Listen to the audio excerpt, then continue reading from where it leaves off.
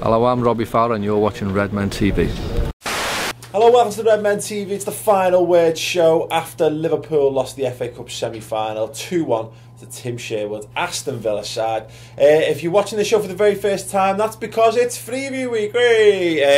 That's how much enthusiasm there is behind it. No, we figured new studio, new look, and given that everyone's really miserable after the semi-final, we thought we'd put a few more longer, in-depth shows out. Big fuck off digital cuddles to try and make everyone feel better about the whole situation. Still to come this week, we're going to do the big Brendan Rodgers debate special, and there's going to be a 1v1 show as Chris and I discuss Liverpool's transfer targets and potentially 10 players who could be on the way out this summer. But we're here, we're discussing the semi-final, it's got to be done.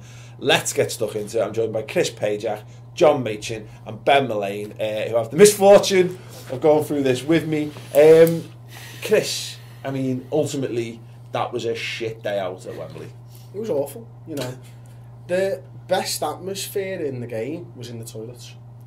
You know, there was literally, the toilets were bouncing, people singing, jumping up and down, and you walk into the stadium and it was flat. Yeah. It was like a sense of entitlement from Liverpool fans that we should have been in the final. Well, maybe they should have got out the fucking bogs and gone into the stands, like, you know what I mean? Too busy. You can't smoke in there. Yeah, you can't smoke in there. That's it. That's what's happened. That's what we just realised, the real issue of it. No, you're right there. I mean, we might as well come on to it straight off. I agree that the atmosphere from Liverpool fans, I thought was abysmal by comparison to Villa. Yeah, well, I mean, right at the start when they put up all, you know, they put up Villa, you know, with all the cars, I thought to myself, they're really into this, you know, and we were just not. Everything about that whole day for me felt like, and Chris used the word entitlement, and I've been discussing this on Twitter with a few people this weekend, but the Aston Villa fans buzzed off being there. Yeah. They all absolutely were thrilled to be there. That was their final. Yeah, but yeah, there's that. It was a stepping stone for us. Yeah, I think that's it. Like, and the problem is you can immediately see the argument. You know, we're Liverpool, we shouldn't be treating an FA Cup semi-final as a final. Blah blah blah. But I just didn't feel that as though enough of our fans actually enjoyed the experience of being there. It's a stupid argument to say, well, we're used to this, and you know, we're not overawed by it, and therefore we're not going to get into it as much as all those silly idiots down there who are having their first day out for God knows how long. It's a cup semi-final. You know, you're supposed to be there to support the team and help them get into the final. You know, to sort of sit there laid back. You know, it's crazy. It's just nonsense. And why pay all that money and go and just sit there being miserable? I mean, we were all sat there being miserable in the end, I know. Yeah. But did you go? No, I didn't go. No, so I've got the perspective of watching it on TV as opposed to being there.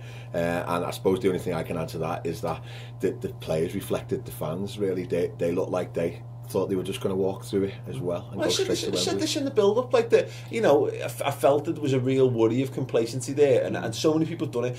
I've done it like slip of the tongue so many times in the last week or so, and so many people accidentally tweeting like, "Great day for a cup final," or "Hey, you know, this and that," and people talking about the final before we've even got this out the way. And you're right, no one seemed to turn up on the pitch or in the stands. And I suppose it's the old like cliche is do the fans get the players going, or do the players get the fans going? And I think it's probably got to be a bit of both, hasn't it? Absolutely. But surely it's got to start with the players, and the fans probably, I don't know whether the fans never felt comfortable about it anyway, because we've not been playing well. We were still probably on a hangover from United and Arsenal.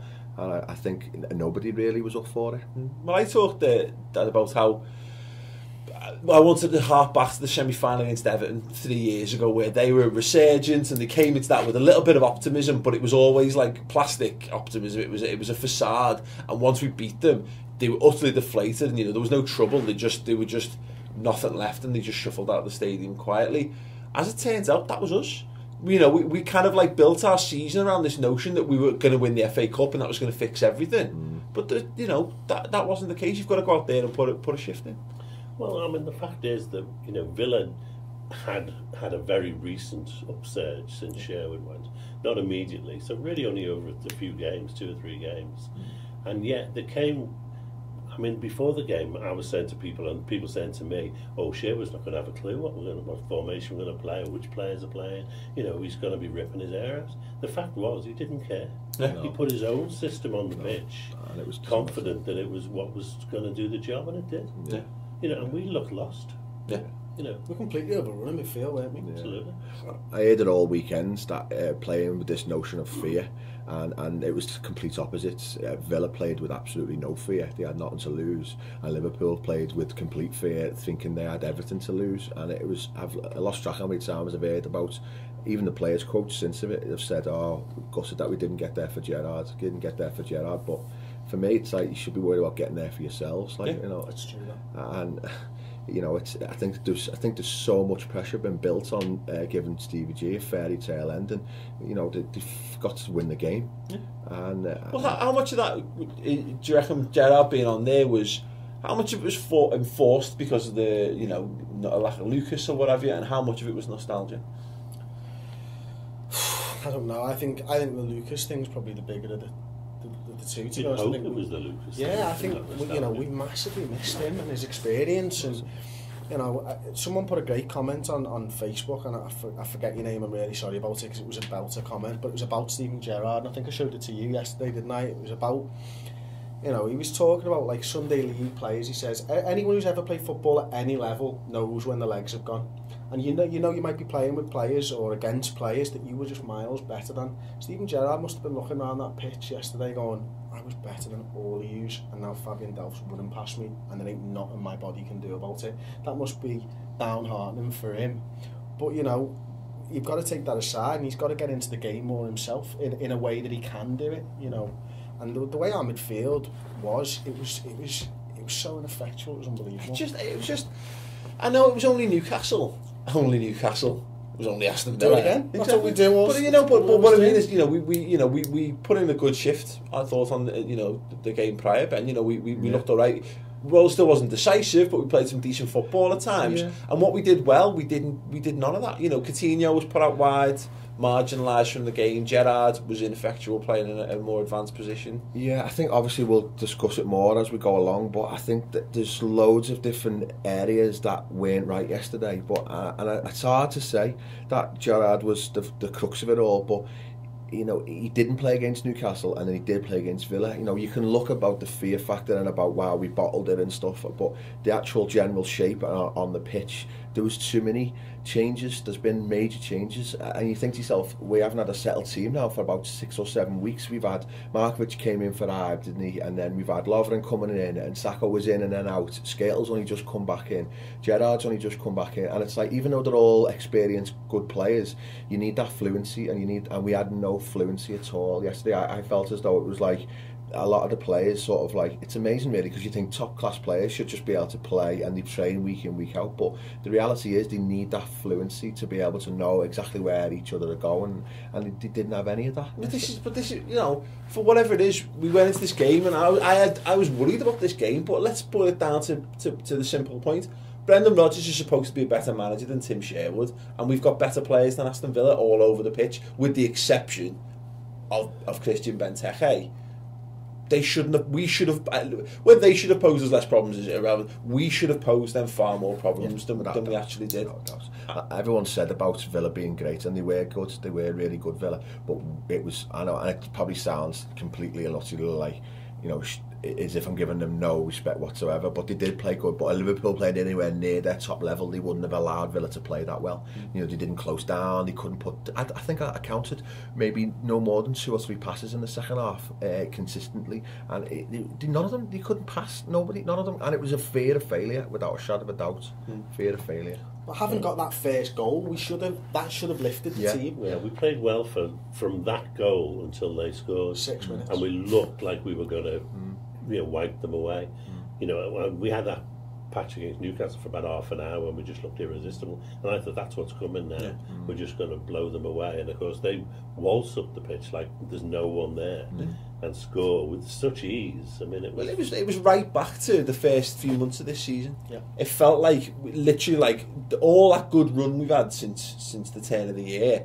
had completely evaporated. Everyone had forgotten what that was all about and how we did that. And all of a sudden, you know, there's people just playing very simple balls across the box, and people slotting put the football away. It's ridiculous. Too many question marks about what was the cause. I mean, we didn't have Sacco. We were stuck with Lovren. We didn't have Lucas. You know, too many changes. That's what it boils down to. We didn't have I, but then, you know, Markovic came in. Now, Markovic, they knew Markovic was going to play because I couldn't. So why didn't he play against Newcastle and give him a game? Before and I actually felt throws him into a semi-final. I felt Markovic was a bit of a sacrificial lamb at half time. And not for the first time. I don't think he was as bad as other people on the pitch. I think he was positive. His running was good. He stretched their defence a little bit, and he does a job going back the other direction. It's not his position really, is he? We had an option there, Ben, to play 4 at the back with the personnel we actually had on the pitch, and we went and they went with 3, and I don't think it worked. See, I'm not going to criticise Brendan for playing 3 at the back, because we've been terrible with 4 at the back all season and all last season. Yeah. So his most successful defensive system is 3 at the back. So 3 at the back, if that's the way to stop them scoring goals. But I don't know whether it's Lovren or whether Chan gets caught out too much now. But they just waltzed to it as if we weren't there. Yeah. But I haven't said that. I mean, they did miss Lucas, really badly. And when have we ever seen Henderson play well with Gerrard on the same pitch? No. I just can't think of it. Well, we're saying that there was too many changes, but then there's a couple of changes that he didn't make that he should have made. Like, for instance, Chan, to me, looked like he was carrying a knock from about 15 minutes in, and we got 2 right-backs on the bench there, and but he still come out second half, and he played through it, and it's almost as if it's a bit of a mindset from Brendan. I think maybe if he'd have started with Mankiw, who hasn't kicked the ball for weeks and weeks, people will have said, oh, that's negative, what are you doing playing him for? But you got to think past. The fans don't know what's happening on the training grounds. You've got to be brave. The fact that Mankiw didn't get a game against Newcastle probably should have given the game away, that we weren't going to play a back 4 against. You know, there was almost no chance of playing a back 4. Glenn Johnson's shit, isn't he? Let's be fair. And we know at this point, you know, and Mankiw's never ever going to get dropped in to an FA Cup semi-final having not played for 6 months, basically. You know what I mean? But then I say it, Mourinho would do it. He played Zuma, didn't he? A young kid in a completely different role. People said, oh, he's going to get found out big time there, and he'd done it for him. It never happened. Why has it never happened for other clubs? I say this all the time. I always say, like, if we do that, it never works. Like putting Skrtel at right back. Like Chelsea go, we'll try Ivanovic at right back, and he ends up being the best fucking right back in the Premier League. For But he has done it though, hasn't he? Because he put Chan in there, and everyone's like, what the hell is Chan doing in the back 3? And he's been a revelation. Yeah. So he needs to be. I think as the season's gone on, and since the losing against United and Arsenal and putting us out of the top 4, it's almost as if like Rodgers has felt the pressure a lot the last few weeks, and he's felt I've got to go to, and it was almost as if like I can't not play Gerrard because he's got to play, because I couldn't possibly put him on the bench. I've been saying this for a week or so now, is that, you know, exactly what happened with Kenny Dalglish at the end of his last season. When the pressure mounted, he went back to tried and trusted, instead of having the bottle and the courage of his convictions to go forward and plough on and do what he actually wanted to do. And I think that's what separates the truly great managers in football from the very good ones. You know, and until Brendan Rodgers can do that, he's not going to be a world-class manager. As I say, though, obviously we'll talk about it later, but I do think that game could possibly be a watershed for Rodgers, and he can go one way or he can go the other. I think he will sit there after that and say, I will never show sentiments again, because I think in hindsight he shouldn't have played Gerrard. Can I ask a question though, and Darryl, come to you on this? Is that are we maybe making too much of the Gerrard thing for the start? Everyone's talking about is Gerrard, and I know it's but mainly because that's how it's been getting billed all season about the FA Cup and what it means to Gerrard. But there are plenty of players in that pitch who didn't put a shift in. I think it probably is the fact that everyone was talking about Gerrard winning the cup on his birthday and all that. The fact is, for a guy who's played 38 seconds of football in 6 weeks or whatever, he didn't play that badly. No. You know, he was played out of position to begin with, far too high up the pitch. You know, he's just no good unless the ball's at his feet, is it? Unless he's got other people doing his running for him around. When he played deeper, he turned the team into a long ball team. Yeah. Because he was starting to hit 50-yard passes. Lovren was hitting 50-yard passes. Everyone started to bump the ball long. And it just wasn't Liverpool. Yeah. It was strange. I mean, to be honest, people talk about that plan B. We were as effective doing that as we were almost at any point in the game, though. I agree with that. I mean, I know. I would think the players are probably more culpable than Rodgers for what happened, to be honest. But we shouldn't take it away from Villa. They had a game plan. They executed it brilliantly, and the players that they had on the pitch actually played out of their skin, and we just didn't have a clue. It's so annoying because the worst thing about it is when you see it coming. And I think we were talking about this in the pub after the game. I can say now. I remember in like in Istanbul, and although it was a daft sentiment, but it was kind of like, oh, come on, why not? We're here. It's such a privilege to have gotten this far. We don't deserve to be here, but if we just put it in, they scored 3, we can score 3. I never felt at any point in that game like we were capable of turning that round once we went behind. No. But I mean, I just kept thinking, give the ball to Coutinho. Give the ball to Coutinho. He's had the ball once in the last half an hour. Give him the ball. He just wasn't in the game. Yeah, and sorry, Villa have got to take some credit for that. Coutinho was the only player really who didn't get dragged into that bubble of fear, because he's been playing so well in that it would have been something out of the ordinary for him to have been out. So he probably was the go-to man. But then I was thinking about the Arsenal and Redmen game as well the day before, and you think these big games require big players. Carragher, I think, put on his Twitter that, you know, sometimes you think that Arsenal should have absolutely destroyed Redden 5-0. The form they're in, they are on fire. We're nowhere near in as good a form as them, and yet it took a mistake from a keeper to get them over the line. 2-1 was it? And who won it for them? The big players, Sanchez and Ozil, made the big difference. And what's telling about all that as well is something that's not maybe been mentioned as much, because, you know, any 90 minutes of football on paper, yada yada yada, Liverpool should just put Villa to bed and stroll it onto the final, and then probably get smashed everywhere by Arsenal. But that's kind of against the point. But, you know, we're forgetting about this FA Cup competition with the scene, you know, Bradford knocking out big teams, and, you know, like, you know, Chelsea lost to Bradford, didn't they? You know, we've seen the big teams losing to a lot worse teams than Aston Villa on the way. And I don't want to feel like I'm whitewashing and I'm making apologies for us going out, because it's a fucking disgrace the manner in which we went out. But in the wider context of that FA Cup, you're trying to analyse why, aren't you? Because, as you say, we all know on paper these players are better than Villa's players. Well, I mean, the other daft thing about it is that we could so easily have scored an equaliser.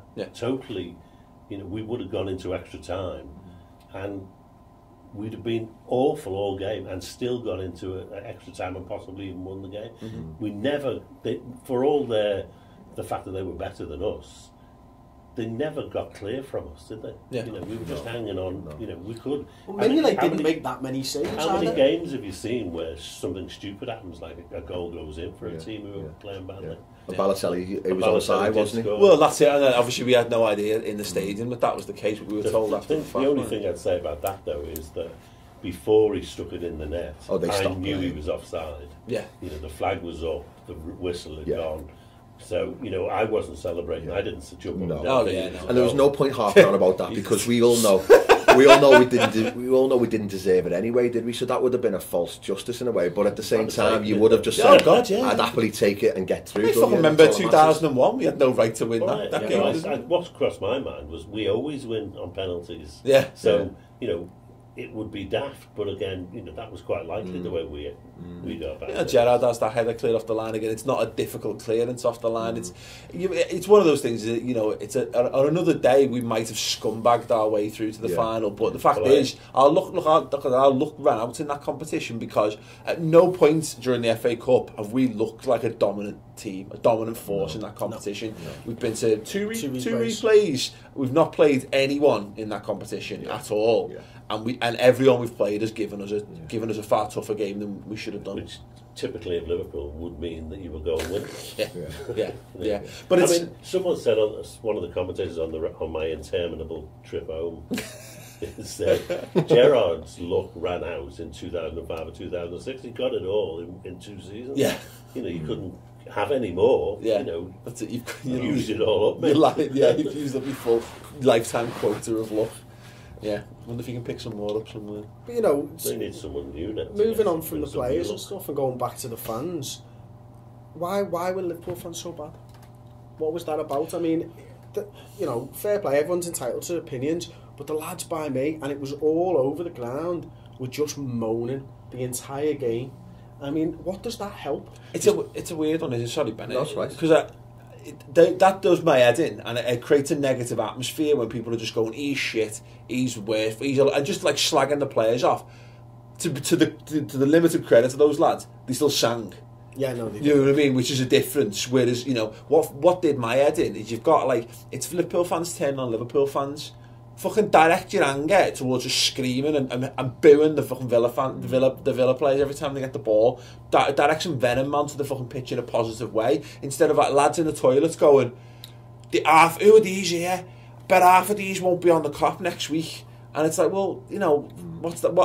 Fucking irrelevant for the start. It's not like the cop, people fucking sing on the cop anyway. But, you know, and then like, oh, what, you got a half and half scarf? Look, I think half and half scarves are a load of shit. But there was a point, and it was a great article on the Anfield Wrap the other week. But the point is, it's a Liverpool Villa half and half scarf. And I felt like saying to him, no, it's an FA Cup semi-final fucking scarf, you dickhead. You know what I mean? He's proud to be here supporting his team in an FA Cup semi-final. He looks a twat because they are shit, aren't they, half and half scarves.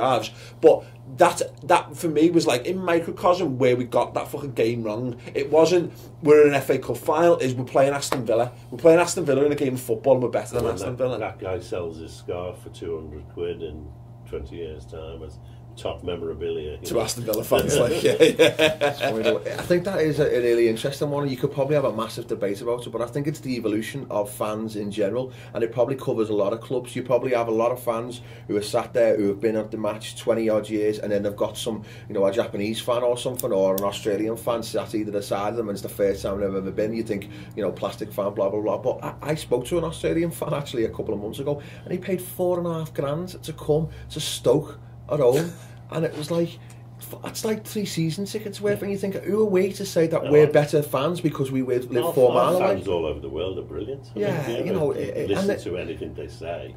You know, they're really committed. The reality is, they're the people who are allowing our revenue streams to be able to buy more players. But these people are looking to us. They're looking to the Scousers and they're looking to the local lads to be the ones stood on the chairs, fucking screaming, fucking pumping the fists in the air, and they're turning around and snarling at these people because they're not from Liverpool. Like, you mean, fuck off. You know, make your noise, sing first, sort it out in the pub afterwards if you're not happy with how someone's dressed. The first half and half scarf I ever saw was Liverpool Celtic, and everyone thought they were the best thing since sliced bread. You know, because everyone respected Celtic, and you know, we had a real good connection with that club. Yeah. You know, so there was nothing wrong with it then. You know what I can imagine? Some of these people would be like, they playing a game against someone and they swap pennants at the front. It's this shite, I don't want this shit. Who are yous? Rangers? Yeah, no, you know, and it's the thing is, it's not just Scouse lads, it's not just, there are just too many people who go to those games, and they've gone just to go. And they've gone because they feel like, again, it's a sense of entitlement, like, oh, of course I'm going to go. Or they've gone because they want to make sure they've got an eligibility to go to the final, which we're definitely getting to because we're only playing Aston Villa. You know, just, for me, there wasn't enough people who just, in our fan base, who just got an enjoyment out of the day. You know what I mean? Because it should, and this, again, I keep coming back to this weird entitlement. FA Cup semi-final, you know, the semi-final shouldn't be at Wembley. No. They should still be at Villa Park and at Old Trafford and wherever. Two clubs from much further north, all having to travel to bloody London. And the FA have devalued it, absolutely. But like I say, you've just got to look at those Villa fans and how much they buzzed off it and how much more. Look, there was a wall and I was like, wow, this atmosphere's great. And then I was like, I don't recognise this song though. What is this one? Is this a new one? No, it's the Villa fans singing, and they're swamping us, they're drowning us out, and we can't sing because you can't hear what someone 3 seats down from you saying because they absolutely killed us. I think Liverpool fans have lost it after the Man United game, and that was compounded by the Arsenal with two defeats in about 4 months. And the fans seem to have just, you know, their heads have gone down. We've been clinging on by our fingertips to this like notion that the season will be okay, and unfortunately, it looks like it's not going to be okay. It looks like it's going to be a twat. We left ourselves too much to do, and it was a wing and a prayer, wasn't it? Trying to get something after that start, and just like last season, you know, we were heroically close. but no banana or whatever. I'd go as far as to say that we haven't recovered from Chelsea Crystal Palace last year. I think the fans and the club. Absolutely. I just think that I think from the start of this season we've never got going at all, and it's been a change of formation and a change and almost like a will to find a way, and we've got ourselves going eventually. But it's never we've always been second, third gear compared to last year, and we've always been 2 or 3 steps behind everybody else. And we've made, as I say, a heroic attempt to catch up and get involved, but basically we've never been anywhere near last season. It comes down to the evolution of the side as well. Oh, without a doubt. You're talking last season, it was great to go to Anfield, we were scoring 4 goals all the time. We lose Luis Suarez and we completely changed the way we're playing football because we had problems in the defence. Now as a fan, that's tough to take when you've just gone to Anfield last season, seen the best football I've ever seen, and now we're dogging out results again, and I don't like it. I like the way we played last season. I'd rather see us go more gung-ho. I'd rather see us create things. I enjoyed watching that. I don't enjoy this Liverpool side from the second half of this season. There's been passages of play that I've enjoyed, but I'm not going to the game and enjoying it like last season. I think once we got to 3 at the back and stopped conceding goals, I thought we were playing a lot better, and I found it enjoyable to watch. Yeah. I just didn't think we had the personnel to actually put the ball in the net. We were creating the chances. Even that United game at Old Trafford, we could have been 3-0 up before they got into the game. And we just haven't been all season. We've been finding it impossible without a forward on the pitch to score goals. And looking at 2 windows though. We've had 2 windows to sort that problem out. We have. 4 games to go. And if you look at the whole squad in general, we have had to develop the squad. As I say, last season we had very few injuries, and we had more or less the same 11 playing week in, week out. Our bench was Aspas and stuff, and you think we never had to call upon him, did he? But it's probably it was the worst bench in the country probably, but we never really had to call upon him. Whereas this year we've had to use everybody in the squad, and because we've had a lot of injuries as well, we've spent money on Balotelli and on Ricky Lambert, and we've said time and again 2 goals between them. Because you've brought them up, I don't want to get too much into the bigger picture because we'll do that on the debate show. But first and foremost, thought Balotelli had a good game when he came on. I was impressed. Thought he put a good shift in. He actually worked hard. He looked to link play. He was dangerous. Offside goal, albeit not as legitimate not as legitimate a chance as maybe some would have it portrayed as. And the second one there though, Mickey Lambert, what a fucking kick in the teeth that was. 1 minute, 1 minute left, normal time. Desperation. 10 minutes. You've got 10. Why not 10 minutes early? Well, 10, 15. Joke. It's a piss take. I mean, I don't know what the. Well, I get if you think it's coming. If you genuinely feel what you've got on the pitch is gonna click, but that I just don't see that. I don't. A minute to go. You should say that because he didn't want to take. Sorry, Benny. Because he didn't want to take anyone off. To bring Ricky Lambert on. That's why he's left it so late. Because he thought his best options were already on the pitch. They were all playing shit. His best option was changing something. But you know what? Look, Gerrard was well better, deeper. I'd have brought him off at half time. He was doing nothing. I'd have kept Markovic on just because he's fast, and I'd have looked at him and said, but and the thing as well, the substitutions everyone's going, we brought Johnson on, but again, it's not. You shouldn't be bringing Glenn Johnson on in any way, shape or form. But if it meant Emery Chan playing further the pitch, it was a good idea. We were better once Johnson was on the pitch. We had a much better control of what they were doing, what they were doing rather than us. Once Johnson was on, because we were set up better. I feel sorry for Ricky Lambert to do because I think if he had a run of games, he probably would have scored. I've got no doubt in my mind if Ricky Lambert had played most of the games this season, he'd have scored more goals than Balotelli. I'm sure of it, because I just think that he's just more of a poacher. He's obviously not as quick and he hasn't got that little bit of magic that maybe Balotelli's got. But I think as a package as a whole, Balotelli he's not brought enough to the team. It's ultimately it boils down to the fact that we've not gotten the best out of the strikers we've had available to us. No. And it's great finding a solution that works and having Sterling up top, and it worked for a while. And even seeing a bit of Coutinho there against Newcastle, great. But ultimately, what we'll pay the price for this season is there are goals in Balotelli, Lambert, and Barini, and it's whether we should have sacrificed something in order to make that work a bit better. But that's going to lead us on into the bigger debate, the Brendan Rodgers debate special. Of course, it's Freeview week. It's going to be free to view for everyone, so you can get to see that show. It's going to follow along for us momentarily, but for you, probably a few clicks away.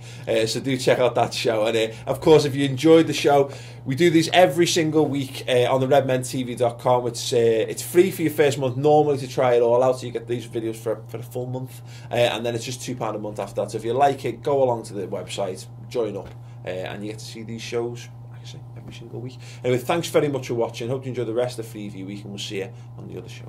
Cheers.